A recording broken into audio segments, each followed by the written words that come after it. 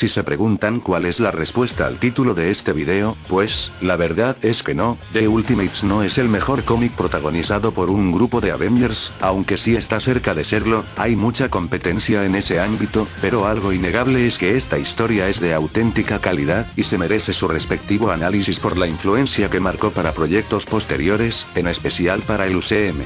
Pero, ¿cuál es el trasfondo de este cómic en particular? Como varios ya sabrán, esta historia no transcurre en la continuidad principal de 616, sino en una realidad alterna, el universo 1610, también conocido simplemente como Ultimate. Este universo ha sido objeto de polémica entre los fans comiqueros. Originalmente esta línea se creó para publicar títulos y series con los clásicos personajes del universo principal de Marvel, pero con historias y orígenes completamente renovados, liberados de tantos años de continuidad que podían alejar a nuevos lectores de la década de los 2000. Como ya lo he expresado en videos pasados, una alternativa de este estilo siempre será bienvenida, por su potencial de dar luz verde a historias refrescantes y de calidad, en donde los personajes puedan tener un inicio y un final, y no estén condicionados por la empresa para perdurar eternamente con cambios que se reinician cada tanto tiempo. El problema es que los escritores encargados de este universo arruinaron esta oportunidad por introducir un excesivo factor shock, elementos pseudo maduros y oscuros que pretenden pasarse como algo realista, pero el resultado final raya en lo absurdo por una pobre ejecución y falta de coherencia, aspectos ya muy criticados por los fans como el sinsentido de muertes sangrientas en masa de personajes fuera de pantalla, las contradicciones y retroceso en el desarrollo de los personajes que puede haber entre una serie y su secuela, o los momentos tan anticlimáticos que hasta llegan a dar pena ajena. Como resultado de todas estas pésimas decisiones creativas, el universo Ultimate pasó a ser odiado intensamente, dejó de ser relevante desde 2008, y objetivamente hablando, en retrospectiva, los únicos títulos buenos que sacaron corresponden a Ultimate Spider-Man, y la historia que revisaremos a continuación. De entre los 3 volúmenes que hay con el título de The Ultimates, el único verdaderamente bueno es el primero, el pico de calidad argumental que alguna vez alcanzó esta línea, y me gusta considerarlo como una historia autoconclusiva, porque como señalé anteriormente, las secuelas no valen la pena. El contexto de esta historia se desempeña durante la aparición y auge de los llamados superhumanos, individuos con capacidades inigualables que dejan en ridículo al poderío alcanzable por los gobiernos o autoridades mundiales. En respuesta a esta tendencia, el presidente de los Estados Unidos ordena al agente Nick Fury, director de la primera línea de defensa nacional, elaborar un plan de contingencia en caso que países rivales u organizaciones terroristas decidan adoptar o crear esta clase de supersoldados para poner en riesgo a la seguridad pública. Así es como nace la iniciativa Ultimates, la agrupación de científicos y figuras superheroicas americanas para crear un equipo de metahumanos, destinado a misiones especiales que individuos comunes no sean capaces de manejar. En los 13 números que dura la historia, conocemos a fondo sobre los integrantes del equipo, y déjenme decirles, están muy bien caracterizados, tienen una esencia que los distancia de sus contrapartes originales y eso resulta refrescante, al otorgarles nuevos matices con potencial a conflictos interesantes. El que encabeza todo el grupo y asume el rol de protagonista es el Capitán América, Steve Rogers. Su origen se remonta como siempre a los tiempos de la Segunda Guerra Mundial, con la diferencia que en esta versión, Steve tuvo que pasar por unos duros 6 meses de esteroides y cirugías para convertirse en un supersoldado capaz de ayudar a su país. Su actitud retraída se ve moldeada por la influencia de un ambiente militar, algo que se asemeja mucho a lo que sucede en la vida real. Es decir, este Rogers se define por ser sumamente orgulloso, una actitud más ruda y jodedora, un poco altanera, lleno de confianza en sí mismo, a causa de no haber perdido un batallón desde que comenzó su labor como agente. A pesar que la mayoría del ejército lo considera un payaso, una figura mediática, él demuestra su valía, no con palabras, sino con hechos, siempre procurará proteger a sus camaradas y cumplir una misión a su manera, aunque tenga que desobedecer las indicaciones de sus superiores, no dudará en hacerse respetar por el papel que desempeña, un porte muy conservador. En su última misión se sacrifica para desviar un misil alemán, y cae en lo profundo del océano sin dejar rastro. El ejército lo dio por muerto, pero no sería hasta el tiempo presente donde su cuerpo conservado en el hielo fue reencontrado por S.H.I.E.L.D. La reacción violenta de Rogers es obvia, para él todas las décadas de su letargo pasaron instantáneamente, y ahora unos desconocidos vienen para informarle que su guerra terminó hace mucho, pero la verdadera tragedia de su reanimación consistió en apreciar cómo durante su ausencia, el amor de su vida se había casado con su viejo camarada Bucky, ahora ambos eran ancianos con una familia establecida, para Steve era como si de pronto en un parpadeo todo el mundo lo hubiese dejado atrás. El resto de su familia había fallecido y los otros amigos que tenía probablemente lo olvidaron, en este nuevo mundo era un desconocido que no tenía a nadie, todo lo que alguna vez amó se había ido, un hombre sin propósito, pero Fury le recalca que no tiene por qué ser así, todavía le quedaba algo que trascendía todo aquello, su nación. Al ya no tener a nadie más, su objetivo primordial pasa a ser el servir a su patria y defender los ideales que profesa, aunque en un inicio tuvo dificultades en adaptarse a esta nueva sociedad que ansiaba proteger. Rogers encuentra un soporte emocional en sus compañeros de equipo, camaradas en la batalla y buenos amigos en los ratos libres, y al reconciliarse oficialmente con las dos personas que representan el nexo con su antigua vida, el capitán finalmente logra superar el pasado y seguir adelante. Otro integrante reclutado para el equipo era Tony Stark, el excéntrico millonario dueño de la tercera compañía más grande en América. Siendo un innovador con la tecnología de su traje Iron Man, Stark gozaba de la fama como figura pública, era un mujeriego sin remedio y un amante del alcohol, un hombre despreocupado de la vida, y aún así, seguía siendo el amigo más cercano a Nick Fury, tenía una posición consentida por todo el aporte que podía brindar a la iniciativa, y su presencia era obligada para darle infantería de potencia al equipo que se estaba formando, puesto que el gobierno evitó reclutar a figuras polémicas como los mutantes o los Cuatro Fantásticos. Y si bien este Tony podía aparentar ser extremadamente engreído, realmente tenía la intención de utilizar todos los recursos a su disposición para hacer del mundo un lugar mejor, en lugar de exprimirlo cada vez más como el empresario promedio, y era este aspecto el que le hacía ganarse el respeto de Fury. Claro, la actitud que reflejaba a primera vista era objeto de crítica por los medios, y las acusaciones de corrupción por su repentina actividad con el gobierno no se hicieron esperar.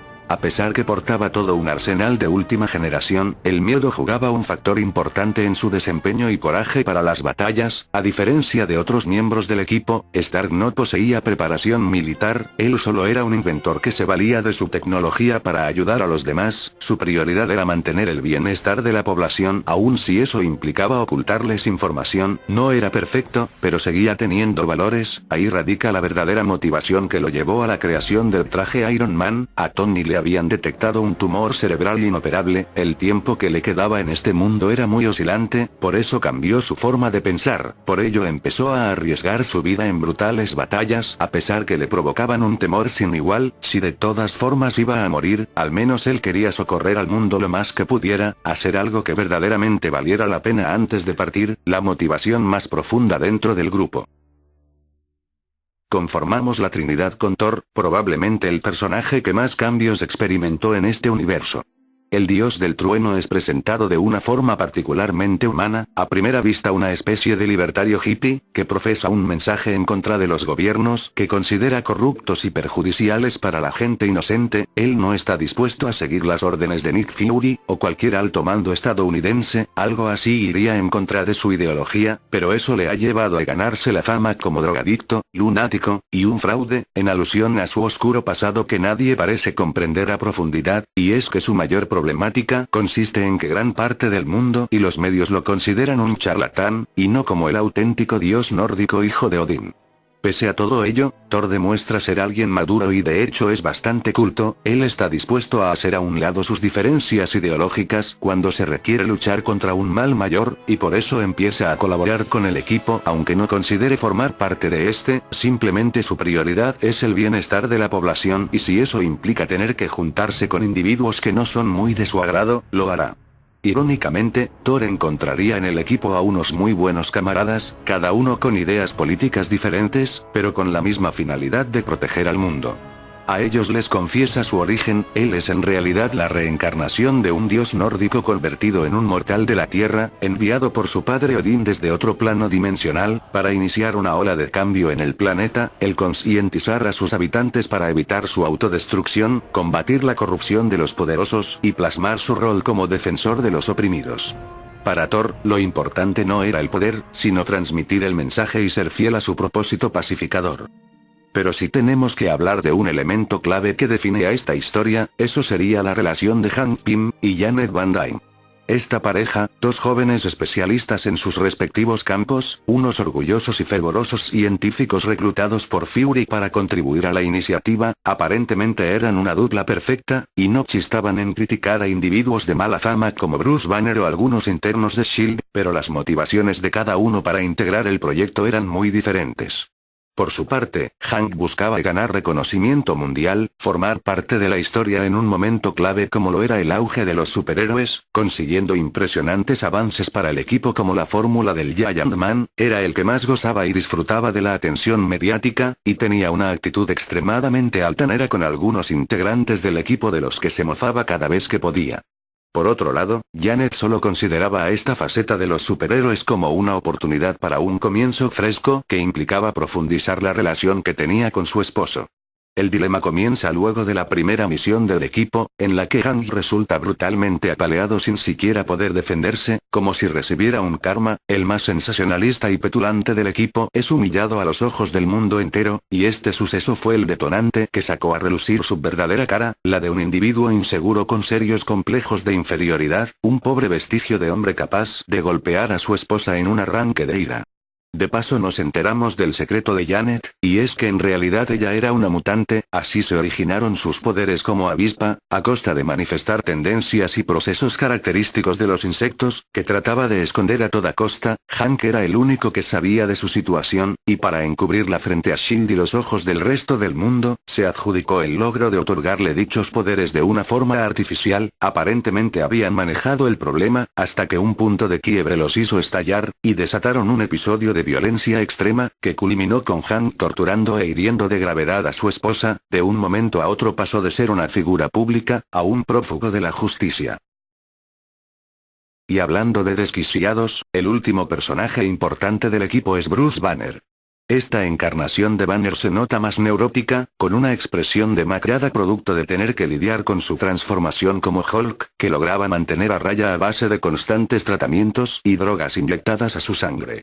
Su trasfondo consistía en que Bruce era un científico entusiasta en recrear la fórmula del suero del supersoldado perdida durante la Segunda Guerra Mundial, pero fue esa obsesión la que le llevó a desatar en sí mismo la creación del gigante Esmeralda como intento fallido por imitar la fórmula. Básicamente se destruyó a sí mismo, y desde ese entonces su vida no hizo más que empeorar, gran parte debido a su actitud. Banner era un desastre de hombre y parecía que nada le salía bien, ya que aunque el plan de Fury parecía ser su mejor oportunidad, se anuncia que el rol de líder lo tomarán individuos más capaces y estables que él. Hacía tiempo que Banner se había separado de su novia Betty, y no podía evitar sentir una enorme envidia por los enormes logros de científicos rivales como Hank Pym. Se comportaba como un mal perdedor y ese era su mayor defecto. La presión a la que era sometido sumado a las constantes humillaciones lo hace tomar una medida desesperada. Como el equipo estaba perdiendo la aprobación de los medios y de la población, al no tener una amenaza directa a la cual enfrentar, Banner decide convertirse en esa misma amenaza. Se inyecta una dosis de la sangre del Capitán América junto a una droga especial para detonar su transformación como Hulk. En su desquiciada mente ese era el mayor aporte que podía hacer por el equipo, y secretamente, en el fondo extrañaba convertirse en el gigante verde, un ente superpoderoso de naturaleza salvaje que no puede ser lastimado. Y es que esta versión de Hulk consistía en expresar todos los pensamientos que Banner guardaba en su interior pero no tenía el valor para exteriorizar. Todo el rencor se manifiesta explosivamente, y el resultado es una máquina asesina. Claro que el tipo está mal de la cabeza y recibe un merecido escarmiento, pero el daño está hecho. Cientos de personas mueren producto del combate entre Hulk y los Ultimates. Además, se descubre que por inyectarse la combinación de sustancias indebidas, y por la intensidad del episodio de estrés, su condición biológica empeoró. Es decir, si antes podía reducir la aparición de Hulk mediante tratamientos, ahora había formado un enlace permanente con su código genético. Jamás iba a tener una vida normal otra vez. Sus malas decisiones finalmente lo habían conducido al abismo. Como habrán podido apreciar, el cómic abarca satisfactoriamente multitud de temáticas con un toque oscuro, pero consigue mantener la coherencia y no se sale de proporción, simplemente ofrece una perspectiva más cruda del universo Marvel, en donde los personajes no solo están lejos de ser perfectos, sino que también tienen una moralidad gris, toman decisiones cuestionables y realmente ninguno se ve a sí mismo como superhéroes, sino como agentes del gobierno, que cumplen la labor de mantener el orden público, pero eso no significa que no puedan tener sus objetivos de por medio, secuencias como Fury y Betty Ross, encubriendo la identidad de Bruce Banner como el responsable del ataque de Hulk para evitar arruinar la imagen de todo el equipo, o el capitán violando las reglas y dando casa a un prófugo Hank Pym para darle una merecida golpiza por lo que le hizo a Janet, demuestran mi punto.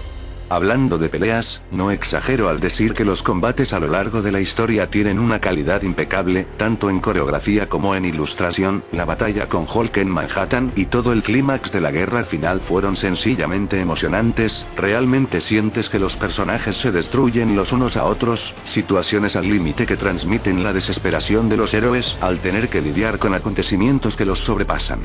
Esto nos lleva a revisar a los antagonistas adaptados para esta historia, la raza alienígena de los Chitauri, solo que aquí fueron llevados desde un enfoque más interesante, como una especie avanzada cambia formas que se infiltró entre la raza humana durante la época de la Segunda Guerra Mundial, camuflándose dentro de los gobiernos y manipulando los medios de comunicación, con la intención de dominar la Tierra, más no por motivos injustificados, sino para unificar a los seres humanos y llevarlos a un progreso tecnológico bajo un único mando autoritario. Los Chitauri se veían a sí mismos como los juzgadores de razas, los únicos capaces de decidir qué planetas necesitaban ser corregidos bajo su visión, pero en los últimos tiempos habían experimentado una decadencia producto de sus incursiones fallidas en distintos sectores del universo. Básicamente sus fuerzas ya estaban en las últimas, ya no tenían tiempo para continuar su expedición en la Tierra y necesitaban reagruparse, por lo que decidieron tomar medidas drásticas, volar todo el planeta con una bomba que no dejaría rastro del trabajo que dejaron incompleto.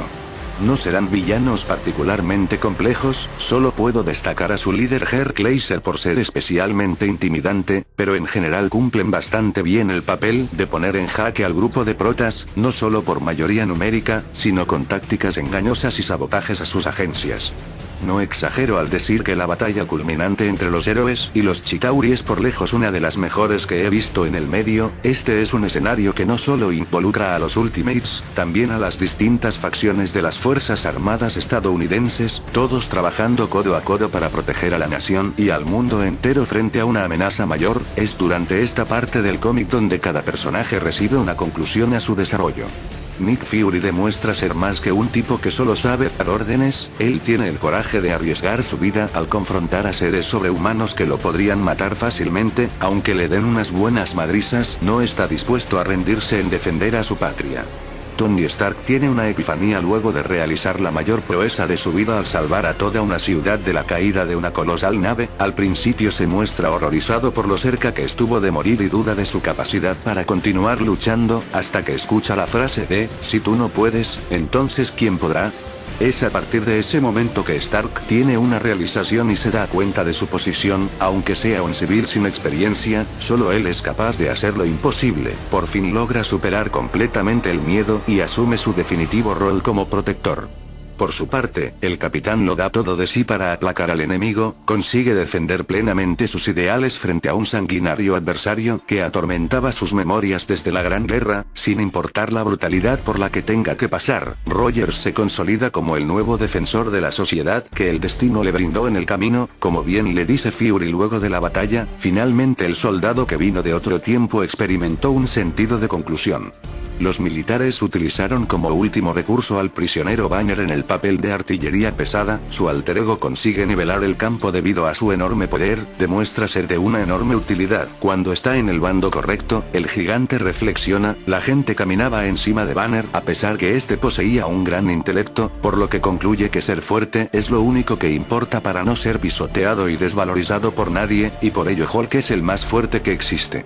Por último, los héroes tenían que deshacerse de la bomba destruye planetas, y Tony consideraba que la magia de Thor era suficiente para teletransportarla lejos de la Tierra. las críticas al dios del trueno resurgen, sobre que es un loco, un esquizofrénico delirante, un fraude, pero el hijo de Odín ofrece una presencia abrumadora, a pesar de la poca fe de los simples mortales. Thor desaparece la bomba con su martillo, la envía a otro plano dimensional, para la sorpresa de muchos, el Asgardiano expone de una vez por todas frente al mundo entero una prueba de su divinidad, para callar la boca de sus detractores. Así es como culmina la mayor batalla del siglo, con el surgimiento de nuevas figuras. Los salvadores del mundo no serán perfectos, tendrán comportamientos cuestionables e ideas políticas contrastantes, pero algo es seguro, son los nuevos defensores que les tocó a la humanidad.